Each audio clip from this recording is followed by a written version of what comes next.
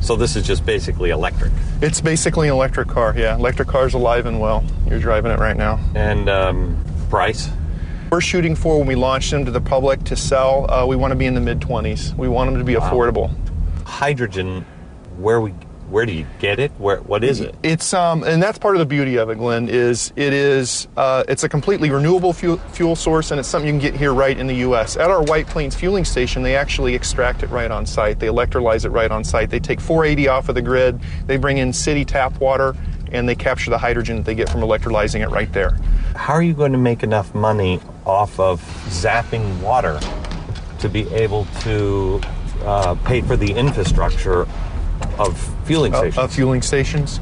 Well, that's where you turn around and you sell hydrogen to people. How much at a pump? $2 per kilogram, which is like paying $2 a gallon for gas. And it's zero emissions. Zero emissions. There was no tailpipe back there. There is what they call an exhaust diffuser back there, and all that's coming out of that is water vapor. H2O, distilled pure water. So why hasn't this happened before? The fueling infrastructure is a major issue. We've got the one fueling station here in New York. We're working on getting 2 more. California is working on their hydrogen highway, but that's been slow in coming. So fueling infrastructure really at this point is the thing that's slowing us down. I'm filling this up for how much? $2 a gallon. It holds 4 kilograms of hydrogen. So you're filling it up for $8. That gives you the EPA number. That gives you 160 miles of range. And you say this is going to be available after 2010? Early part of next decade. Mary Beth Stanek, she's the Director of Environment, Energy, and Safety Policy with General Motors. Also, Ben Stewart, automotive expert and automotive editor at Popular Mechanics. The filling stations is the biggest hurdle, and you guys are teaming up with Shell. True or false? We are. Shell's done a wonderful job working with us to get stations in the right locations in New York, California, and D.C. Okay. However, I saw the filling station, and there's giant power grid, sitting there.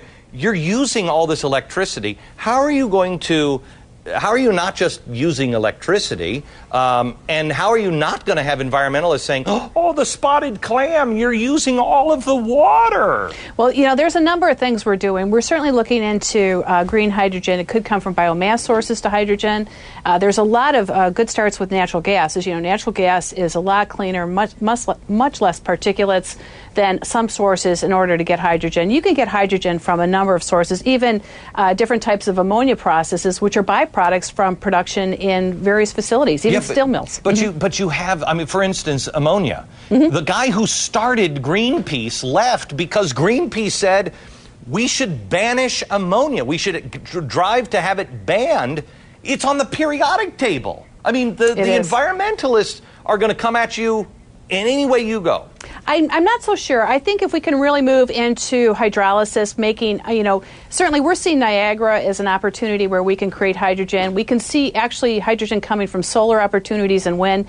As long as we can get the storage component locked in, we can do it in a number of ways that I think environmentalists would support. I really do see it happening. I think the thing that's preventing it from happening immediately, it's just not as cost competitive right now, but it will be soon. Okay, Ben, your thoughts on this? Well, Glenn, I think hydrogen has a chance of making it in the future. The 2 problems that I see besides infrastructure comes from natural gas, but also the proton exchange membrane. The fuel cell itself is really, really expensive. It's about $40,000. Protonic exchange things. I don't even know what that is. I was driving this car, and I said, so what is the engine exactly? And they're like, oh, no, it's not an engine, it's a stack. It's a stack. Yeah, everything's changing. What is what was that thing you were just talking about? Well, it's just basically the fuel cell itself, and I think you can consider that sort of like the engine of a fuel cell car, and that's running automakers around $40,000 right now. That's way too expensive at this point. I thought this car was coming out at about $25,000. Well, it will be when it's matured. The next generation of technology will be there. But I will tell you that the commercial costs of the stack have come down significantly.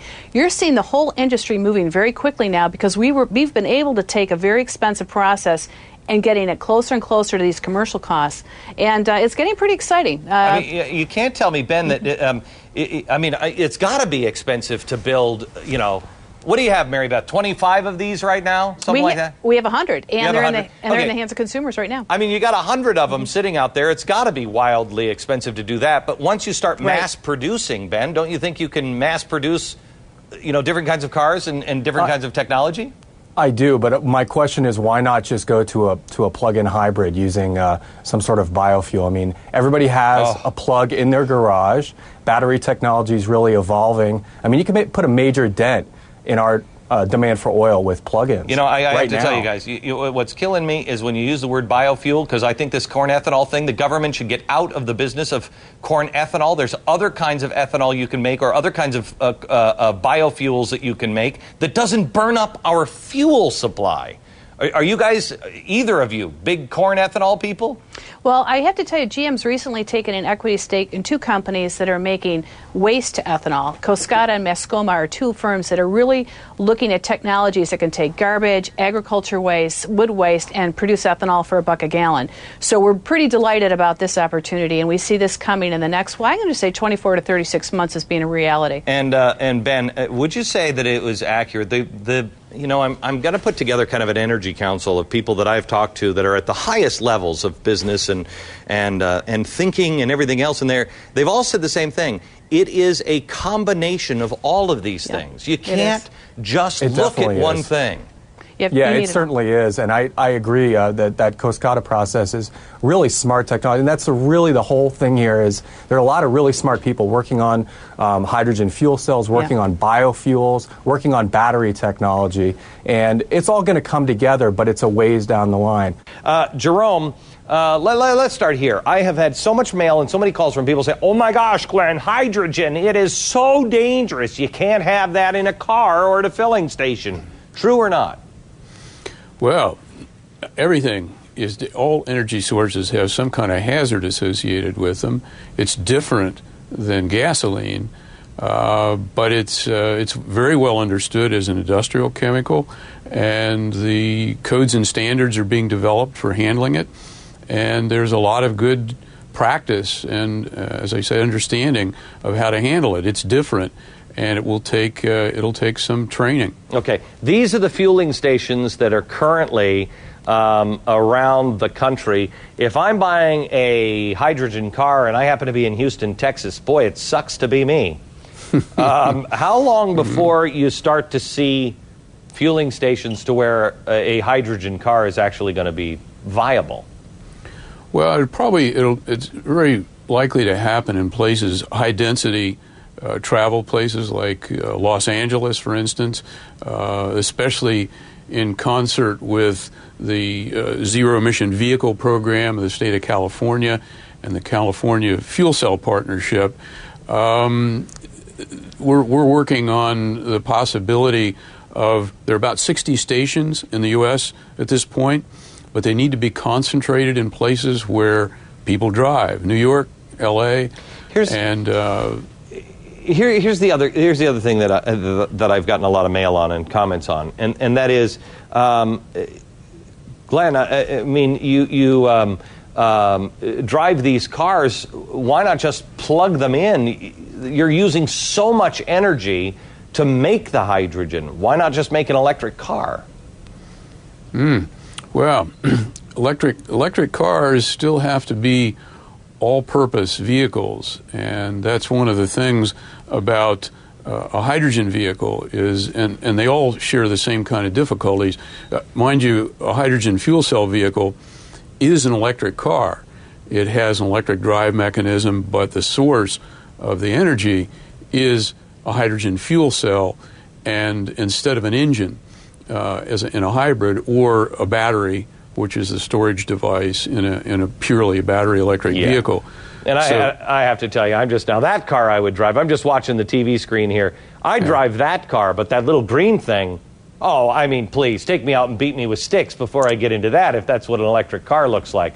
The hydrogen fuel car, GM, I know, is partnering with Shell on all of this. Are they the leaders? Who are the leaders on this?